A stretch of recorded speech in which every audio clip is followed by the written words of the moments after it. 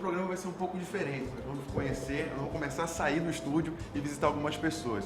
E hoje nós vamos falar de uma pessoa que saiu, que vai já explicar, parece que saiu de Pixuna, Irunepé, alguma parte por aqui e veio parar aqui em Manaus.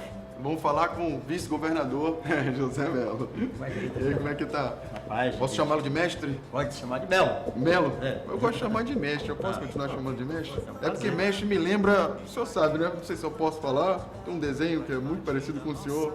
Não sei se o senhor gosta disso ou se não gosta. Pode falar, se não gosta, se gosta. Pode.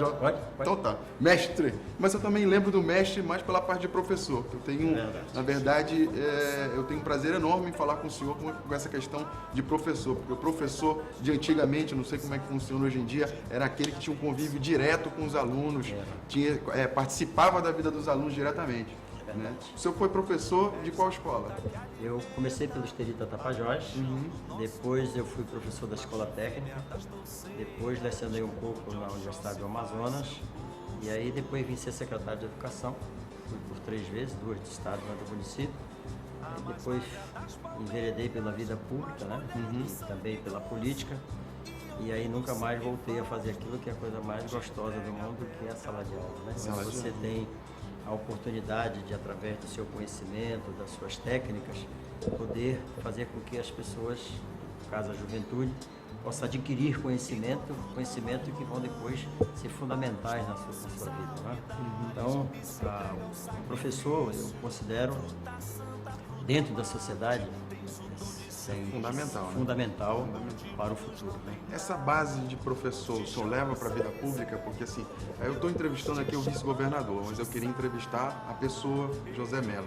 Porque assim, muitas pessoas chegam com o senhor hoje, o senhor é vice-governador, aí ficam do seu lado e não sei o quê. O senhor sabe que não são aquelas pessoas verdadeiras, as verdadeiras são aquelas lá do início, que conhecem o senhor realmente como o senhor é. O senhor leva isso, o senhor tem essa... Porque assim, diferente de alguns políticos, são políticos de carreira, eles nunca estiveram ali na batalha do dia a dia. E para mim, eu acho que as pessoas, os professores são aqueles da linha de frente. O senhor participou disso, o senhor leva isso para a sua vida política? Eu comecei a minha vida com meu pai, ele seringueiro, né? Por isso que essa era Irunepé e hoje é Ipixuna, né? Entendi. Naquela época era só Irunepé. Então vim para Manaus, cheguei aqui, trabalhei, vendi frutas nas ruas, etc. Enfim, passei por muita trajetória, mas uma parte da minha vida foi essa de magistério e como secretário de Educação. De todas as atividades que eu exerci, inclusive agora de vice-governador, a atividade que mais me encantou, que mais me agradou, que mais me deu alegrias foi exatamente aquelas que eu trabalhei na área de educação. Né? Eu me dediquei muito a isso aí, acho que é o único caminho capaz de transformar o filho de um pai pobre no vencedor é a educação. Nenhuma nação conseguiu ser substantiva se não tivesse o conhecimento como base fundamental. Por isso, eu sou daqueles que me encantam, defendo, apoio tudo que diz respeito à educação. E a educação é uma semente que você planta, vai colocando uma água, etc. Um processo educacional, ele matura entre 20 e 30 anos, quer dizer, semeando ali e a longo prazo. O que eu aprendi de comportamento ético, eu aprendi com meu pai, que era um seringueiro. Depois eu aprimorei na escola. Então, família e escola são fundamentais de estarem juntos para assegurar o futuro da juventude. Como é que funcionou essa a sua vontade de ser professor? Seu pai era seringueiro, o senhor ia trabalhar também na floresta?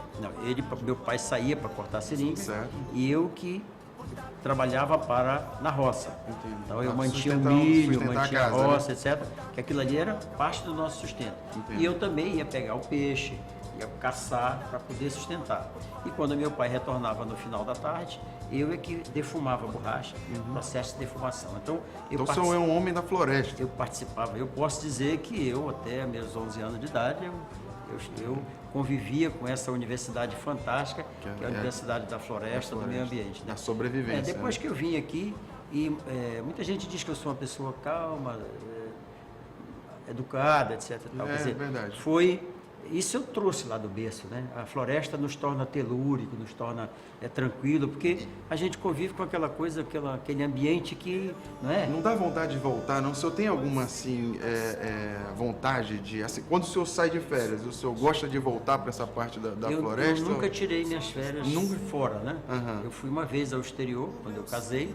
Depois das minhas férias com a minha família, nós passamos... Todas por aqui? Por aqui mesmo, tá? Que é uma certo, coisa que tá me agrada. E eu viajo praticamente todo dia para o interior, porque... Eu já ia perguntar, o senhor conhece todo o interior? Eu acho que... Aonde deu para chegar, o senhor chegou. Eu acho que eu sou um dos poucos que conhece. Eu já visitei mais de 6.000 comunidades. Né? 6.000. Já visitei N vezes as sedes municipais. Viajo praticamente todo dia para o interior, porque o Omar, nós dividimos mais ou menos aqui a tarefa. Eu tenho medo de avião. E mesmo assim? Mais do que eu sou o Omar. Né? Mas eu tenho medo, mas eu viajo todo dia. Quer dizer, eu aqui e acolá. Só que hoje eu dou muita psica no voo, né? O senhor quase é um copiloto. Então eu estou voando, de repente tem um temporal muito forte lá na frente, eu digo, olha, pousa aí nesse lago, vamos esperar passar e tal. E como a gente voa em aviões do estado e tal, isso fica muito mais facilitado. Mas eu já passei por alguns vexames. E a sua trajetória aqui em Manaus? O senhor falou que vendeu frutas aqui em Manaus? Como é que eu vi, meu pai fomos vender Tinha fruta. alguém da família aqui em Manaus? Porque normalmente assim, no interior era assim, nós tinha uma tínhamos- base em Manaus e mandava filho para cá. Nós né? tínhamos 2 tios que eram dentistas, né? Eles nos ajudaram a vir para cá. Chegando aqui em Manaus, eu e meu pai fomos vender fruta para poder sustentar a família. Mas veio a família toda. E a família toda. Depois eu vendia fruta numa esquina e um desembargador chamado Ayama Ituaçu, ele comprava fruta de mim. Um dia ele disse, tu sabe datilografia? Eu disse, não sei, vou pagar para você. Ele pagou para a escola Royal. E eu aprendi datilografia. Era quase um curso de computação na Aí ele época. disse assim, você já sabe datilografia? Agora eu já sei. Aí ele me levou para a universidade como datilógrafo. Né? Maravilha. E aí começou a minha vida de servidor público. Lá na universidade eu segui carreira, cheguei até ser subreitor acadêmico, respondi pela subreitoria acadêmica durante algum tempo. Depois fui delegado do MEC, depois fui secretário de Educação do Estado 2 vezes, do município de Manaus uma vez, fui secretário do interior, fui presidente do IDAM, fui secretário, juntamente com o Eduardo, eu fui um grande gestor do governo dele, que eu era secretário de governo, não é? E agora com o Omar, vice-governador. Você vê que foi uma trajetória de vida aí. E assim, na sua trajetória de vida teve a educação no meio, que foi a parte da datilografia. Na verdade, foi um anjo que ele tirou da... Foi o doutor Oyama, depois o doutor Adessudoto, o outro reitor também me... Mas o senhor já estava instalado dentro da universidade. Eu já estava né? na universidade. Daí Carregou para no subir colo. era... E aí eu aprendi. Teve algumas pessoas fundamentais na minha vida. Esses 2 reitores foram fundamentais. Uma outra pessoa que foi fundamental na minha vida pública foi o Amazonino. O Amazonino foi assim fantástico. Ele me deu as oportunidades para eu ser. Ele parece, eu nunca tive o prazer eu ser de deputado. conversar com ele não, mas ele parece uma pessoa bem simples, Ele né? é um grande intelectual. É prazeroso conversar com ele. É o político mais experiente que nós temos aqui no Amazonas. Imagina ter uma experiência enorme, ter sido governador, prefeito, tudo isso, né? Senador da República, né? E é uma pessoa que conhece o Estado como um todo. Foi ele que semeou as sementes que hoje a gente colhe por aqui, foi ele lá atrás que fez isso. Portanto, o Amazonino foi fundamental na minha vida. E uma outra pessoa que está sendo assim prazeroso e fundamental na minha vida é esse convívio com o Omar. Né? O Omar é um governador que não tem vaidades. Desde o primeiro dia de governo, ele permitiu que eu governasse junto com ele. Normalmente, o governador titular pega o vice E a chata deixa lá escondido, ao reverso. O Omar fez isso, permitiu que nós governássemos a 4 mãos.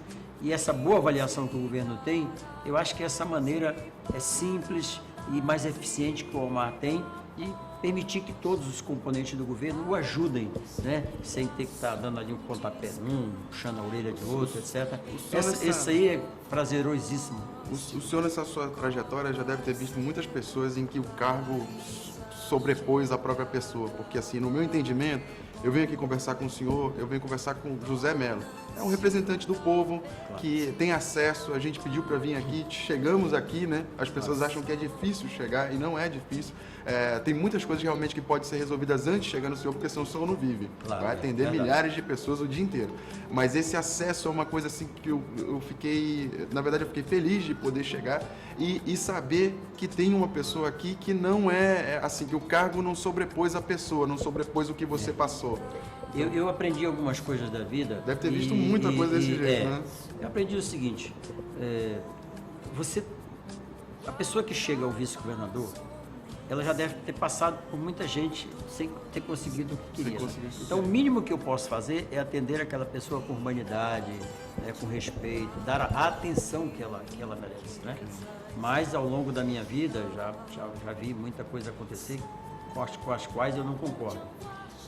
Eu aprendi que tem uma escada e que se Deus permitir que você chegue no mais alto degrau dessa escada, é muito mais fácil você descer para atender uma pessoa humilde do que permitir que uma pessoa humilde e velha, idosa, faça esse esforço para chegar a você. Então eu aprendi muito cedo. Agora, importante, aprendi isso com meu pai. Foi lá no início. Lá no início. Respeitar as pessoas. Eu lembro-me que a gente sentava à mesa, ninguém me tinha mão para servir, a não ser que a minha mãe permitisse. Mas não tinha nada. Era esse almoço junto, esse jantar junto, que eu acho que hoje em dia falta. Hoje Cada um come num canto. Existe uma coisa que é fundamental para uma sociedade, que é a unidade da família. Infelizmente isso quebrou. Hoje as famílias estão desagregadas, as famílias estão esfaceladas. E o resultado de tudo isso são as mazelas sociais que tem por aí. Que aí desencadeia uma série de outras coisas, né? Que acaba chegando no colo dos governantes para resolver quando nasceu lá no seio da família, né? Então, é muito importante hoje que todas as forças vivas, as assembleias, a Igreja Católica, as igrejas evangélicas, os governos, é importante que todos nós nos unamos, porque esse é um problema de todos nós, né?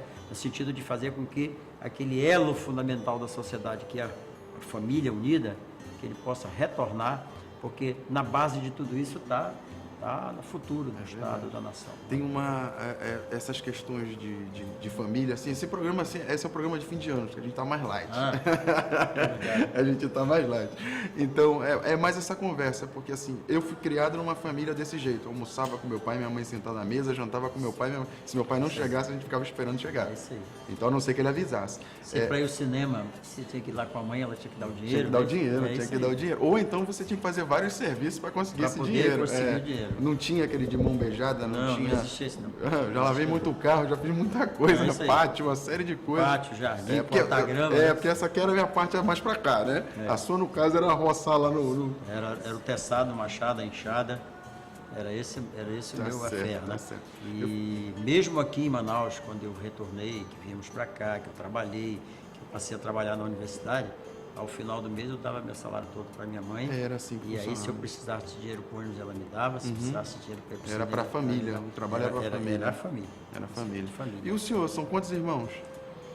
Olha, nós somos 6, não é? Somos 6 irmãos, todos, graças a Deus, criados. Eu tenho um irmão que é secretário de saúde do município de Manaus, tem outro que trabalha com o Antônio Silva, é o chefe de gabinete lá do Antônio Silva, Sérgio, um outro irmão meu que está formado, já está aposentando na Petrobras, e as minhas irmãs resolveram optar pelo lar, né? Casaram. E o senhor é o mais novo, é o mais velho? Eu sou o segundo. Uma irmã minha que é a então, mais... dizem que quando uma família tem mais de 2 filhos, os mais velhos são pais dos outros, né? O senhor ainda criou seus irmãos. Eu, na verdade, embora minha irmã seja mais velha do que eu tenho 67 anos, vou fazer esse ano, mas sobre mim recaiu a responsabilidade. Sobretudo depois que o papai morreu, eu tive que assumir tudo, a família, enfim. Eles me têm o maior respeito, e eu também tenho por todos eles. Mas aquilo que meu pai e minha mãe pregou, aquilo também se multiplicou no seio das famílias dos nossos irmãos, né? Os mesmos conceitos. O senhor tem aí uma mensagem para passar para o povo agora do fim do ano? Eu tenho. E ela é bíblica, né? Há 2000 anos atrás, Cristo veio à Terra e nos deu 3 sementes: fé, amor e esperança. Isto não pode faltar no coração de ninguém.